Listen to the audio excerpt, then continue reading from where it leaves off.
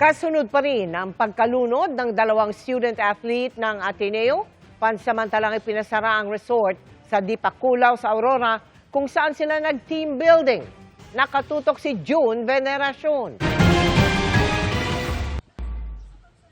Pinatawan ng temporary closure order ng lokal na pamahalaan ng Dipakulaw ang Hermanos Leisure and Farm Resort kung saan nag-team building ang Ateneo Men's Basketball Team.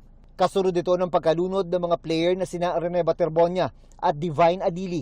Lumabas daw kasi sa pagsusuri na hindi nakasunod ang resort sa ilang mahalagang probisyon ng sangguniang Bayad Ordinance No.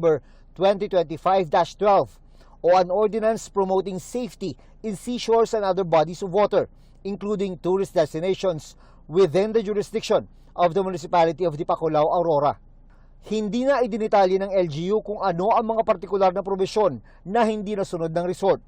Ang resort management at ang lokal na pamahalaan ng Dipakulaw ay kasama sa mga pinapaharap ng PNP-CIDG sa kanilang isinasagawang investigasyon. We will see na, number one, it's a public beach, yung harapan. Although there are several markers doon na bawal yung maglangoy, was there any effort coming from the local government to prevent yung na sawayin yung mga tao doon, considering that yung weather condition during the time? Sa isang pahayag, kinumpirma ng abogado ng resort na natanggap na nila ang mga notice mula sa LGU at iba pang ahensya ng gobyerno. Handa raw silang makipagtulungan sa mga otoridad.